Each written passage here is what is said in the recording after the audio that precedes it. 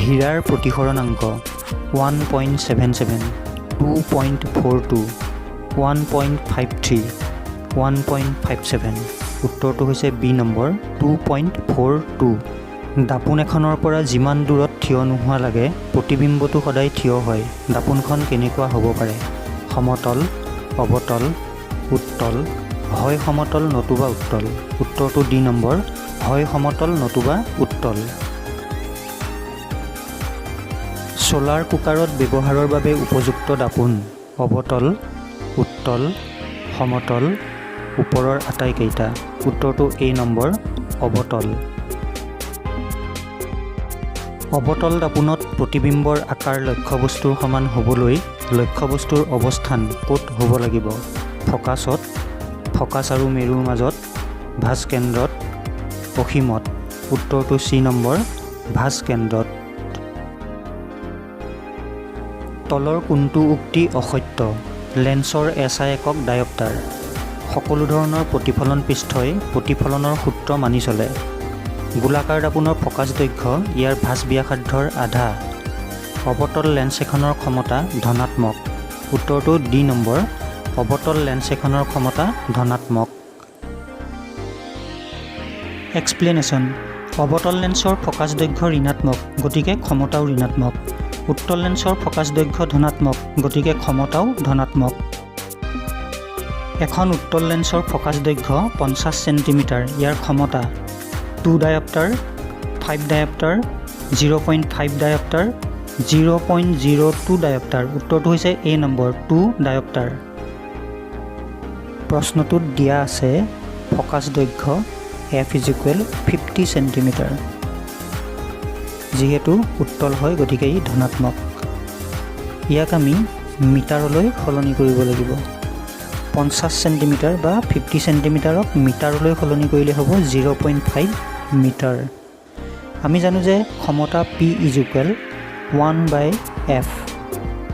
এতিয়া আমি ইয়াত Fৰ মানটো যদি বহাই দিওঁ 0.5 মিটাৰ, তেতিয়া এইটো কেলকুলেশ্যন কৰিলে আমি পাম 2 ডায়প্টাৰ। এখন উত্তল লেন্সৰ দ্বাৰা সৃষ্টি হোৱা বাস্তৱ প্ৰতিবিম্ব লক্ষ্যবস্তুৰ আকাৰৰ সমান। লেন্সৰ ফ'কাছ দৈৰ্ঘ্য U/2, 2U, 2V, V। উত্তৰটো এ নম্বৰ U/2।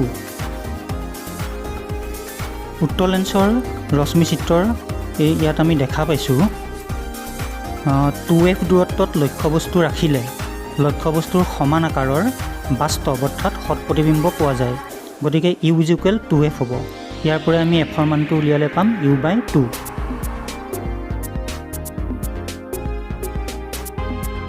উত্তল লেন্সৰ ক্ষেত্ৰত লক্ষ্যবস্তু 2F1ৰ বাহিৰত থাকিলে প্ৰতিবিম্ব গঠন হ'ব F2 আৰু 2F2ৰ মাজত। 2F2ত, F2ত অসীমত। উত্তৰটো হৈছে এ নম্বৰ F2 আৰু 2F2ৰ মাজত।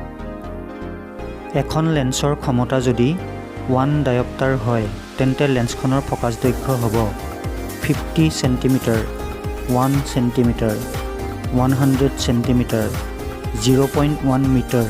উত্তৰটো চি নম্বৰ 100 চেণ্টিমিটাৰ। প্ৰশ্নটোত দিয়া আছে ক্ষমতা P = 1 ডায়প্টাৰ। এতিয়া আমি জানো যে ক্ষমতা P = 1/F। এটাকে F = 1/P লিখিব পাৰিম। এতিয়া ইয়াত Pৰ মানটো অৰ্থাৎ ক্ষমতাৰ মানটো আমি বহাই দিলোঁ 1/1 পালোঁ = 1 মিটাৰ পাম। এতিয়া 1 মিটাৰ = 100 চেণ্টিমিটাৰ। এখন অৱতল লেন্সত প্ৰতিবিম্বৰ আকাৰ অতিশয় সংকুচিত আৰু বিন্দু আকাৰৰ হ'বলৈ লক্ষ্যবস্তুৰ অৱস্থান ফ'কাছত, ভাঁজ কেন্দ্ৰত, অসীমত, অসীম আৰু ভাঁজ কেন্দ্ৰৰ মাজত। উত্তৰটো হৈছে চি নম্বৰ অসীমত। পানীৰ প্ৰতিসৰণাংক হ'ল 1.003, 1.33, 1.54, 2.42। উত্তৰটো বি নম্বৰ 1.33। এখন দাপোনত পোহৰ ৰশ্মি লম্বভাৱে আপতিত হৈছে। প্ৰতিফলন কোণৰ মান হ'ব 60 ডিগ্ৰী, 90 ডিগ্ৰী, 180 ডিগ্ৰী, 0 ডিগ্ৰী। উত্তৰটো ডি নম্বৰ 0 ডিগ্ৰী। পোহৰ ৰশ্মি লম্বভাৱে আপতিত হ'লে লম্বভাৱেই প্ৰতিফলিত হ'ব। গতিকে আপতন কোণ আৰু প্ৰতিফলন কোণ সৃষ্টি নহ'ব। সেয়ে কোণৰ মান 0 হ'ব। এখন লেন্সৰ ক্ষমতা 2 ডায়োপ্টাৰ। ইয়াৰ ফকাছ দূৰত্ব কিমান? 25 চেণ্টিমিটাৰ, 100 চেণ্টিমিটাৰ, 50 চেণ্টিমিটাৰ, 150 চেণ্টিমিটাৰ। উত্তৰটো চি নম্বৰ 50 চেণ্টিমিটাৰ। দিয়া আছে লেন্সখনৰ ক্ষমতা P = 2 ডায়োপ্টাৰ। এতিয়া আমি জানো যে ক্ষমতা P = 1/f। আমি লিখিব পাৰোঁ f = 1/p। ইয়াত Pৰ মান অৰ্থাৎ ক্ষমতাৰ মান 2 আমি বহাই দিলোঁ, 1/2 পালোঁ। ইয়াৰ পৰা পাম 0.5 মিটাৰ। ইয়াক চেণ্টিমিটাৰলৈ সলনি কৰি দিলে পাম 50 চেণ্টিমিটাৰ। তলৰ কোণটো আটাইতকৈ বেছি প্ৰতিসৰণাংকৰ মাধ্যম? বায়ু, হীৰা, কাঁচ, পানী। উত্তৰটো বি নম্বৰ হীৰা। পোহৰ কেতিয়া প্ৰতিসৰিত হয়? উত্তৰ এটা মাধ্যমৰ পৰা অন্য এটা মাধ্যমত পোহৰ প্ৰৱেশ কৰিলে পোহৰ প্ৰতিসৰিত হয়। চকুৰ লেন্সখন কিহেৰে গঠিত? উত্তৰ আঁহযুক্ত জেলি সদৃশ পদাৰ্থৰে গঠিত। মানুহৰ চকুত থকা লেন্সৰ প্ৰকৃতি কি? উত্তৰ উত্তল লেন্স। কোন প্ৰকাৰৰ গোলাকাৰ দাপোনৰ ফকাছ দৈৰ্ঘ্য ঋণাত্মক? উত্তৰ অৱতল দাপোনৰ। পোহৰ ৰশ্মি স্বচ্ছ মাধ্যমৰ পৰা অন্য এটা মাধ্যমত প্ৰৱেশ কৰিলে পোহৰ ৰশ্মিৰ কিয় প্ৰতিসৰণ ঘটে?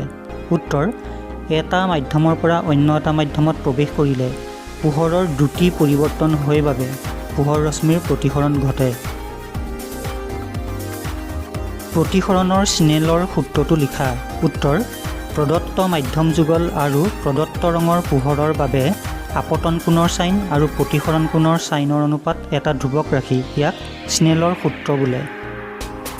যদি এখন দাপোনৰ বিবৰ্ধন +1/4 পোৱা যায় তেন্তে দাপোনখন কি প্ৰকৃতিৰ? উত্তৰ উত্তল দাপোন হ'ব। দিয়া আছে বিবৰ্ধন +1/4। ইয়াৰ মানটো আমি পাম 4 দি 1 হৰণ কৰিলে পাম 0.25, অৰ্থাৎ ইয়াত বিবৰ্ধনৰ মানটো 1তকৈ সৰু হৈছে। এতিয়া আমি জানো যে বিবৰ্ধনৰ মান 1তকৈ সৰু হ'লে প্ৰতিবিম্বৰ আকাৰ লক্ষ্য বস্তুৰ আকাৰতকৈ সৰু বুজায়। আকৌ বিবৰ্ধনৰ ধনাত্মক চিহ্নই অৰ্থাৎ পজিটিভ চিহ্নটোৱে প্ৰতিবিম্বটো থিয় বুজায়। এতিয়া থিয় আৰু সৰু অৰ্থাৎ সংকুচিত প্ৰতিবিম্ব উত্তল দাপোনে গঠন কৰে।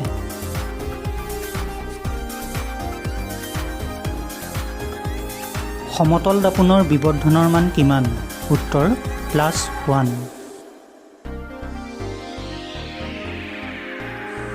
যদি অৱতল দাপোন এখনৰ বিবৰ্ধন -1 পোৱা যায় তেন্তে লক্ষ্যবস্তু ক'ত ৰখা হৈছে?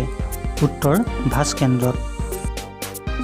বিবৰ্ধন -1ৰ অৰ্থ হৈছে ইয়াৰ ঋণাত্মক চিহ্নই প্ৰতিবিম্বটো ওলোটা বুজায় আৰু বিবৰ্ধন 1 মানে প্ৰতিবিম্বৰ আকাৰ লক্ষ্যবস্তুৰ আকাৰৰ সমান বুজায়। গতিকে অৱতল দাপোনত ওলোটা আৰু লক্ষ্যবস্তুৰ সমান আকাৰৰ প্ৰতিবিম্ব পাবলৈ হ'লে লক্ষ্যবস্তুটো ভাঁজ কেন্দ্ৰত ৰাখিব লাগিব। পানীৰ প্ৰতিসৰণাংক 1.33। এই উক্তিৰ অৰ্থ কি? উত্তৰ এই উক্তিৰ অৰ্থ এয়ে যে বায়ুত পোহৰৰ দ্ৰুতি আৰু পানীত পোহৰৰ দ্ৰুতিৰ অনুপাত 1.33। লেন্স ব্যৱহাৰ কৰি তৈয়াৰ কৰা আলোক যন্ত্ৰ এটাৰ নাম লিখা। উত্তৰ অনুবীক্ষণ যন্ত্ৰ। লেন্স এখনৰ ক্ষমতা +2 ডায়োপ্টাৰৰ অৰ্থ কি?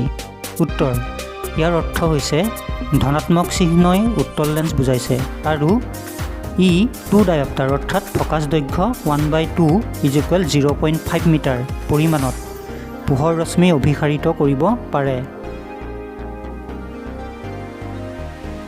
প্ৰতিফলনৰ সূত্ৰকেইটা লিখা। উত্তৰ সূত্ৰকেইটা হৈছে 1 নম্বৰ আপতিত ৰশ্মি আপতন বিন্দুত টনা অভিলম্ব আৰু প্ৰতিফলিত ৰশ্মি একেখন সমতলত থাকে। 2 নম্বৰ আপতন কোণ আৰু প্ৰতিফলন কোণৰ মান সমান। সমতল দাপোনে গঠন কৰা প্ৰতিবিম্বৰ 4টা বৈশিষ্ট্য লিখা। উত্তৰ বৈশিষ্ট্যসমূহ হৈছে 1 নম্বৰ প্ৰতিবিম্ব সদায় অসৎ আৰু থিয় হয়। 2 নম্বৰ প্ৰতিবিম্বৰ আকাৰ লক্ষ্যবস্তুৰ সমান হয়। 3 নম্বৰ দাপোনৰ পৰা লক্ষ্যবস্তু আৰু প্ৰতিবিম্বৰ দূৰত্ব সমান হয়। 4 নম্বৰ লক্ষ্যবস্তুৰ বাওঁফালটো সোঁফাল আৰু সোঁফালটো বাওঁফাল যেন দেখি ইয়াক পাৰ্শ্বীয় বিলোমন বোলে।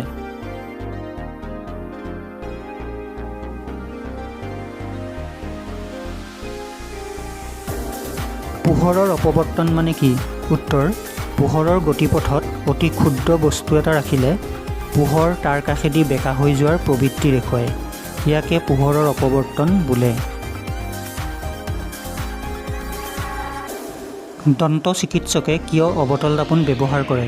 উত্তৰ: ৰোগীৰ দাঁতৰ প্ৰতিবিম্ব ডাঙৰকৈ প্ৰত্যক্ষ কৰিবলৈ অৱতল দাপোন ব্যৱহাৰ কৰে।